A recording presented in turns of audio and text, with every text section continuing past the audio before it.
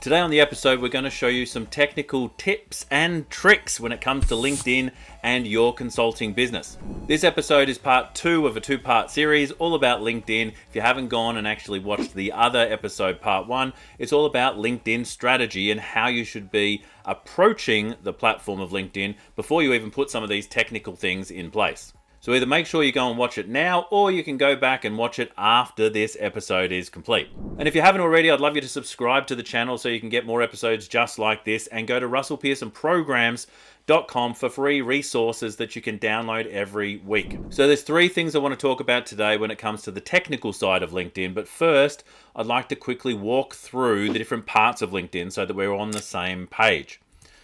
Over here, we've got my LinkedIn profile. I haven't logged in yet, and so I just wanted to quickly show you from the outside looking in what it would look like from this view, because when I'll show you later, it'll be from an editing type of view, and that'll be more like the view that you're seeing on your end. So on here, what we can see is, number 1, I've got a profile photo, and I think that's an important part. I'll talk about that specifically in just a moment. I've also got a banner that talks specifically to the things that I offer, or specifically to my main offer. We've got websites that people can go to, so this is a business page. I'll show you that in just a second. This is my main website. Here's my connections, how many people are connected with me. Currently got about 8,000. Over here, we've got the about side of the profile. That's where you can talk to an audience that's now reading about your profile. Articles that I've put out, contributions I've made, and I'm going to talk about the contributions thing in just a moment. Activities that I've engaged with, so whether things I've liked or things that I've commented on, and a whole bunch of other things that are hidden behind a bit of a registration wall. So let me jump into my registered view. So as you can see, without even logging in, there is quite a good profile that people can search up using things like Google. So if you don't already have a LinkedIn profile, make sure that you go and get one if you've got a consulting business, because it's going to be the equivalent and probably even more effective than your current website as far as getting website traffic. Now let's have a look at my profile from the inside. So here I am inside LinkedIn, and it automatically gives me the feed as my homepage. If I want to go and edit my profile, I'll show you where to do that in just a moment. But again, there's 3 things I want to touch on. Number 1 is how to set up your profile. So that's going to be the first thing we're going to do. So clicking on the profile picture, we will go to the profile page. And in here, you'll see that now that I've logged in, I've got a number of different pen icons that I can use to change things. And if I hover over, actually, let me just click on this one. So this one over here will control all the things around the basic information of my bio, my name. I put my salutation at the end of that one. Additional name, I think, will go in the center. You put your pronouns and your salutations, all those things, and enables a number of other preferences and options that you might have available. So, for instance, I've got a community badge for Top Voice in Consulting, but I'll talk more about that later. So each of these different editing areas will enable you to change things. So for instance, on the banner, I can go and I can edit the banner that I've got there, or I can add a new one. But when it comes to the technical side of LinkedIn, what I really want to stress is that there's a couple of things that are going to make it very useful for you in your consulting business. And let me just jump back away from that for a second. The why that's so useful is that you want to set up your profile effectively so that more people will engage with you around the things that you're relevant for. Now, part of that's going to be search engine optimization. We're not going to cover SEO today, but what we are going to actually cover is credibility and whether people are more likely to engage with you or not. Now, one big reason why, there's all sorts of people talking about how to reach out to someone and connect with them on LinkedIn. Now, there's all sorts of messaging strategies you can use. A lot of people are doing a really bad job of that by doing a big, long introduction about who they are. Really, what you want to be on social media is social. So you just want to, connect and say hello and tell them a little bit about yourself, but not some diatribe about how they should be connecting with your business and starting services with you. That is a poor way of doing it, and it has a very, very low conversion rate. We're talking 1 in 1%, 1% of 1% type conversion rate, where you can get far higher if you do it more appropriately. Now, with the connection stuff, sometimes it's better not to send a message with a connection request, because if you've got a good-looking profile, you are going to get about 30% conversion rate without adding any message. And sometimes you can add a message and it can actually dissuade someone from connecting with you just because of the tone of the message. So try to connect with people without a message first, because it'll give you a baseline benchmark that you can compare against when you're messaging in the future or playing with scripts and ways to connect with people. So the key to have at least that baseline, that 30%, is to have a good looking profile. So let's go back to the profile and talk about how to do that. Well, number one, we want to make sure that we have a reasonably good looking, and I don't mean good looking as far as like handsome, because I don't think that's the look we're going for, but at least a reasonably good looking photo. In other words, if not professional, close to professional looking photography that represents us in the way we want to be represented. Now with mine, it is a little bit casual, absolutely. I am a little bit casual. I am not the suit and tie type person. Every now and then I'll wear a jacket, absolutely. And you can see that in the banner as well.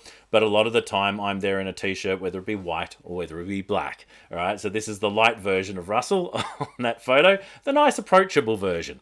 But ideally, you there with that from chest up in a profile where they can see your face.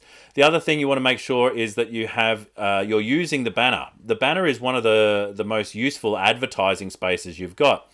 And so at the very least, put something there that positions you as an expert in your area. For instance, I run the Forge Business Program, which enables people to forge a successful consulting business, and it plays on the positioning that I am a blacksmith, and in my spare time I do a lot of blacksmithing stuff. Now that is true, and that's why I named my program The Forge. But I wanted to put it there because I want people to know that I run the Forge.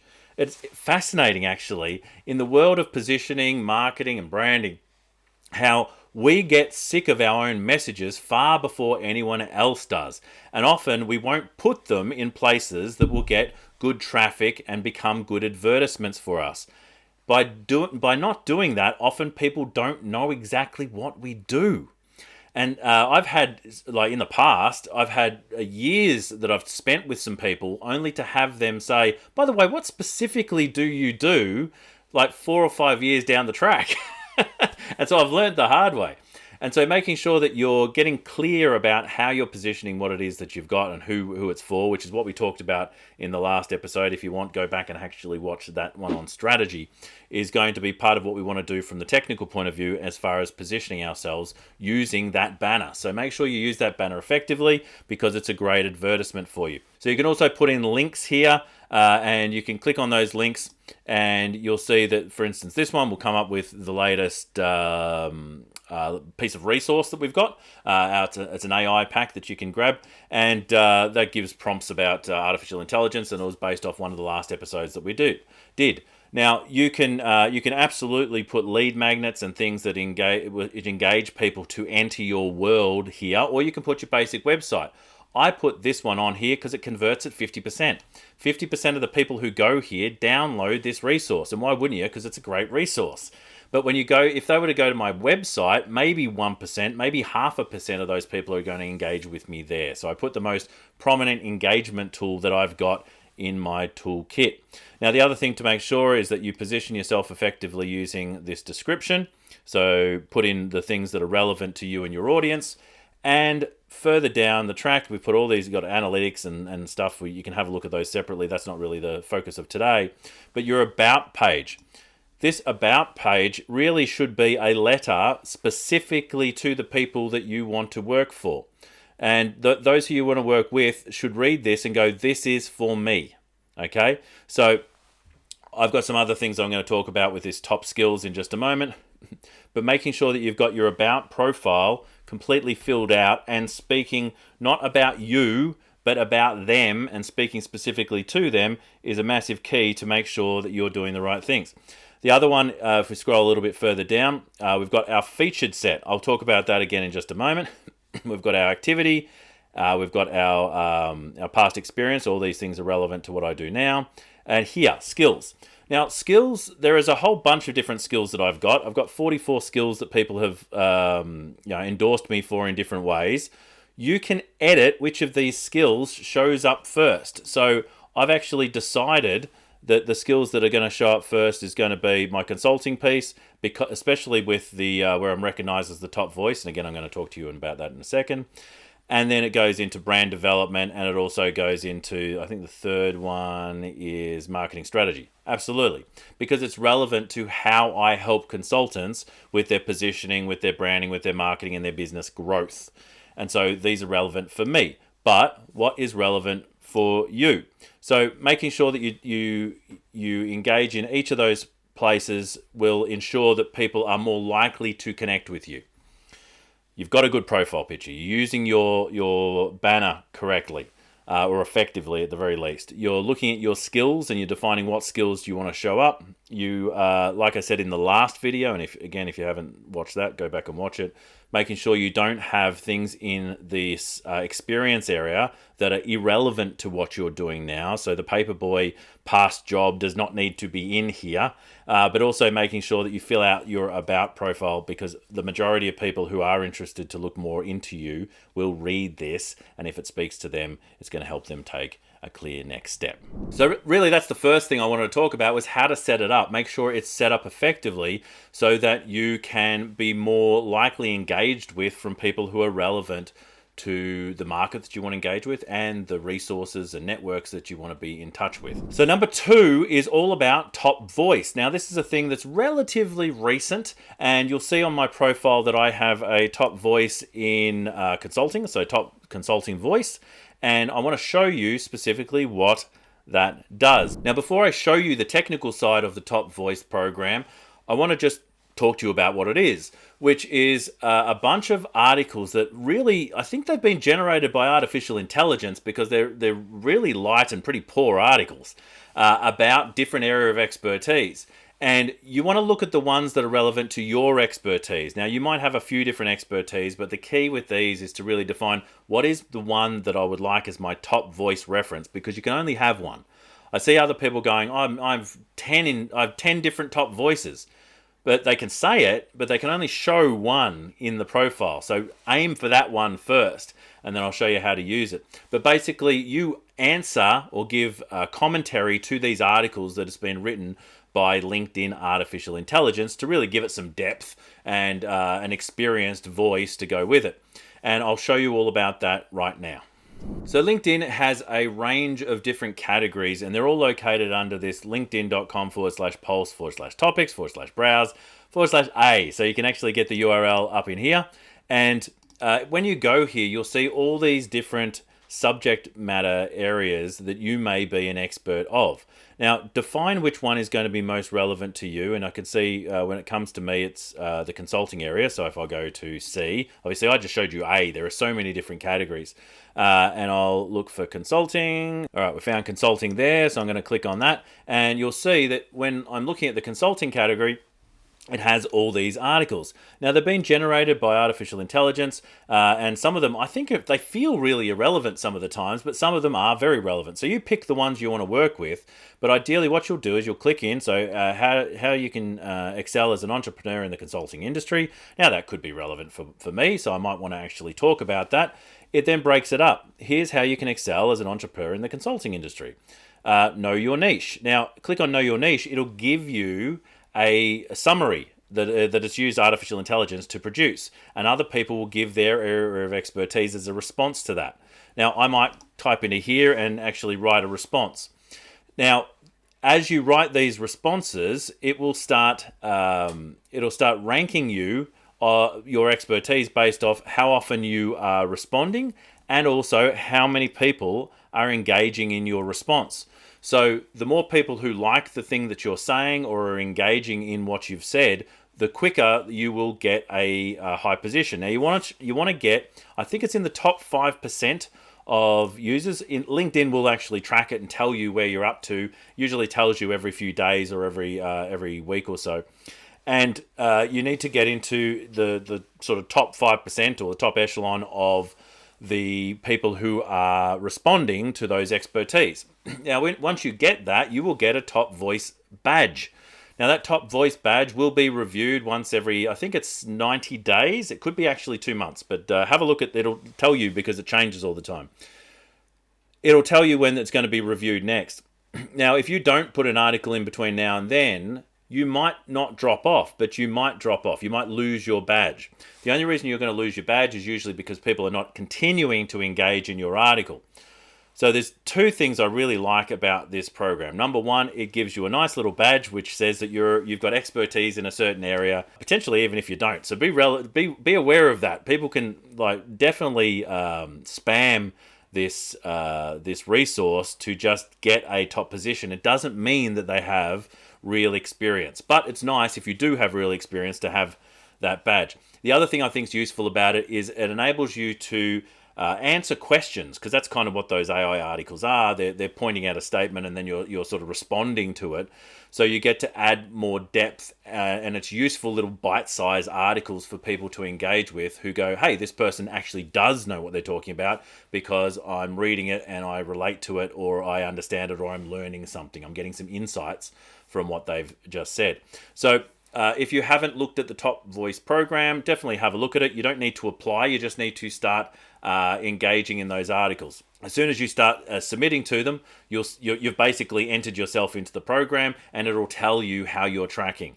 My advice my advice is to do probably 3 of them a day for like 3 days in a row and see what happens. You know, it might say that you're at the 20%, it might say you're at 7%. It might say you've got Top Voice if it's not a really competitive space. Things like recruitment are going to be very competitive when it comes to something like LinkedIn. In the consulting space, there is some competition, and you might be competing with me directly, but probably within your expertise, you might go one step further. So, for instance, one of the consultants we work with is an aerospace engineer, and he would probably get that area of expertise rather than the broader consulting topic. So go in as far into the niche as you possibly can. So Top Voice, just like publishing yourself or commenting on other people's articles, is a good way to get noticed. But the third way I want to make sure that you're getting noticed is by creating and publishing articles. Now, I'll show you specifically how you can build your own newsletter, which is going to not only get noticed here on the platform of LinkedIn, but it'll actually go out to the people's email addresses and deliver an article there. So let me flip over to LinkedIn and I'll show you how to do it. So here on LinkedIn, we're in the home page again, which is the where we can start to post things like media, putting in a job, or writing an article. There's all sorts of things that we can put in here, and you can see that there's as many items as putting events in, occasions, hiring, putting a poll in, putting a document in. There's all these different things that you can do. But what I want to do, so we'll discard that, is write an article. Now I can write an article, and I just need to decide, am I writing it for me or one of the other businesses that I work with? Now I'm going to say I'm writing it for me, and then it'll go into here. Now, if I haven't already, it will ask me if I want to create a newsletter. So up here, I've got Beyond the Trusted Advisor. That's a newsletter that I created, or you can see right down the bottom here, which is a newsletter that I've created for consultants. Now, if you are interested in checking that out, either come over to LinkedIn and actually connect with me, or you can just look for Beyond the Trusted Advisor on LinkedIn and it should show up as a newsletter you can subscribe to. But in the article, we just need to put a title in. We would put in the article itself. My suggestion is to put something after the article, kind of like a footnote or a what to do next, like a sign-off that points to some of the other resources that people can take advantage with you. And also we want to put a photo in. So those are the 3 elements when it comes to creating an article. But as soon as you finish that article, it'll say, next, do you want to publish with the newsletter? Now, what's great about a newsletter is when you've published your first newsletter, it automatically sends a notification out to all your connections. Now, depending on how many connections you've got, it's going to probably engage about 10% of those people to subscribe with you right now. So let's say that you had 1,000 people, you're probably going to get 100 subscribers right off the bat. You might even do better than that. Now, I think when I started, it might even be higher than that, because when I started, I had about 7,000 people that I was connecting with. I think I had 850 subscribers in the first 24 hours. Now, at the moment, I think it's about 1,400 because it's a bit of a slow burn after that. But you'll instantly engage with those people. Now, you don't have to have their email addresses. You don't have to have their email. In fact, you won't have their email addresses off on your own list. It actually uses LinkedIn's list of people who've subscribed to you, and we'll send them an email to let them know that you've got a new article when you publish your next one. And so it's like having a newsletter that you've got an active list with, but you don't have their email addresses that you can take somewhere else. So you're going to, if you want to have the contact details and email addresses for those people, then you'll want to engage them in some other way with, using an event or a resource download or something like that, so that you can connect with them there. You want to ideally bring people off the platform of LinkedIn. You don't want to just keep them on LinkedIn. You want to bring them off the platform so that if anything ever happens to your account, because from time to time accounts can get banned, and often for no reason, no fault of your own. There can be like a technical hiccup, there can be some little bug that goes off, and then suddenly you can get turned off for a period of time. They'll fix it and they'll turn you back on. But if you've got all your eggs in one basket, which is LinkedIn, you could be out of action for 2 weeks up to a month. So my suggestion is to make sure you're building a list off the platform, and whether it be in the guild. If you don't know what the consulting guild is, have a look or ask me about it. But it's a guild, a membership that we've created for consultants just like you, to help them build and grow their consulting practices. Whether it's through the guild or the Forge, which is our accelerated business program, we teach people how to build these lists so that they don't have to rely on anyone else to give them referrals throughout their business lifetime. They can grow when they want. And so it's the same thing with LinkedIn. We don't want to have to rely on LinkedIn to grow. We don't want to have to rely on LinkedIn to be able to have conversations with people. And so ideally we want to get their contact details off. Now, I want to show you one other thing that's really useful about the newsletter. If I scroll down to featured, you'll see that I've got 3 things featured in my featured articles. One is a recent article that I put out. Another is one of the posts that I put out that's more of a slideshow. And the final one is my newsletter. So you can actually use the featured area when it comes to your profile to highlight some of these things for visitors to the profile. So they can also click that button and easily subscribe. And hey, so can you. But I want to click through here because it's going to show you what I've got. So this is my newsletter. And the newsletter has a whole range of different articles that I've put in over the weeks and months previous. And you can see that there's all my subscribers. Now, this is one thing I really like about this, is that usually on these platforms, you can't really see the subscribers as neatly as you would like. On here, you can absolutely see all the subscribers, and you can see the ones that you're not connected with as well. So it enables you to find some really good connection opportunities so that you can continue to have more conversations with people off the platform. So again, when it comes to LinkedIn, and I've said this before in other videos, but I may not have said it here, we want to make sure that we connect with people, qualify that they are people that we want in our world, and then invite them to take a step off the platform and actually move into our world in some sense. So that could be inviting them to an event or an association. It could be inviting them to a resource. And so there's all sorts of things we can invite them to. It's not just to have a conversation, all right? So there's a lot of people who just want to invite them to the fastest possible avenue to get to a sale, which they think is going to get them straight into a conversation. But no, that's not right. If you want to build a business of expertise, if you want to come in as the mentor and advisor to people, you've got to enable them to have time to experience you before you go and making offers. So an invitation should not be something that actually takes from people. It should be a value that you're giving to people. So inviting them to an exclusive event, to VIP tickets, to a resource that's not going to cost them anything, including their time, is one of those examples of where you can invite people off the platform. So you can do those same sort of things using the newsletter platform, which is to have a look at people as they become subscribers to your newsletter and say, oh, these people might be others that I should be connecting with as well. So the 3 things we want to make sure that we do on the LinkedIn profile are to set it up effectively. So setup is going to be the most important thing. Once we're set up, we want to make sure that we are getting our badges. So we'll go and get our top voice badge in the area of our expertise. And then finally, we want to make sure that we're publishing using a newsletter. So use a newsletter to set up something that's going to be going out on a regular basis to those people who are subscribed to hear your thoughts, insights, and education. So again, just a reminder, this is a 2-part series. This is part 2. And part 1 is the strategic view that we actually use on LinkedIn. Make sure you go and watch that video if you haven't already, and put those 2 things together to make sure you're getting the most out of your LinkedIn engagement. I'd love to hear, are there other technical tricks that you use on LinkedIn? I'd love you to type them into the chat below and we can have a conversation about them. There are so many different tips and tricks when it comes to using technology and especially using social media platforms, and I'd love for us to share some of those with you below. Until next time, my name is Russell Pearson. This has been episode number 92 of the Your Consulting Business podcast. Stay passionate, and I will catch you on the next one. Bye for now.